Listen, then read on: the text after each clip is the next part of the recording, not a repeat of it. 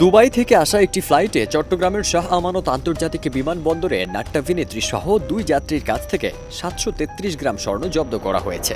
দুজনের কাছ থেকে আনুমানিক ৬৮,৯৬,৪৬২ টাকা রাজস্ব আদায় করা হয়েছে। ওয়ালটনের পণ্য কিনে জিতে নিতে পারেন নগদ ২০ লক্ষ টাকা। Double million offer! Walton fridge কিনে পেতে পারেন ২০ লক্ষ টাকা। রয়েছে কোটি কোটি টাকার নিশ্চিত উপহার। ৭ ডিসেম্বর সকাল ১০টার দিকে চট্টগ্রাম বিমানবন্দর টিম ও শুল্ক গোয়েন্দা যৌথভাবে BG-১৪৮ ফ্লাইটের বিমানে তাদের তল্লাশির মাধ্যমে এসব স্বর্ণ জব্দ করে। এ বিষয়ে নিশ্চিত করেছেন শাহ আমানত আন্তর্জাতিক বিমানবন্দরের জনসংযোগ কর্মকর্তা প্রকৌশলী মোহাম্মদ ইব্রাহিম খলিল। আটক দুই যাত্রী হলেন নাট্যাভিনেত্রী অনামিকা জুথি, তার বাড়ি ঢাকার মিরপুর। অপরজন হলেন চট্টগ্রাম রাউজানের মোহাম্মদ রায়হান ইকবাল।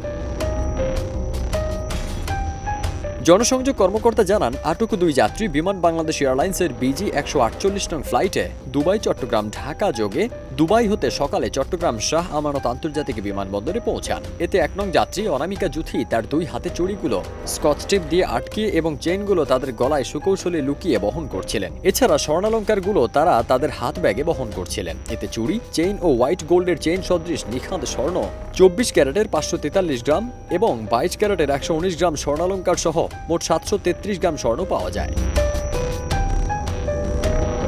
অভিযানের নেতৃত্বে থাকা কাস্টমস হাউস কর্মকর্তারা জানান, উদ্ধার হওয়া স্বর্ণ রাষ্ট্রীয় কোষাগারে জমা দেওয়া হচ্ছে। আটক যাত্রীদের এভিয়েশন রুল অনুযায়ী ঢাকা হজরত শাহজালাল আন্তর্জাতিক বিমানবন্দরে প্রেরণ করা হয়েছে, কারণ তারা ঢাকার যাত্রী ছিলেন।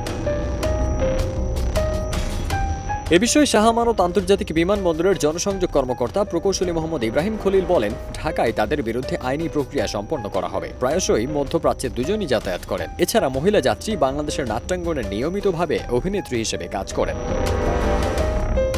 ফারদিন সানি, দেশ রূপান্তর।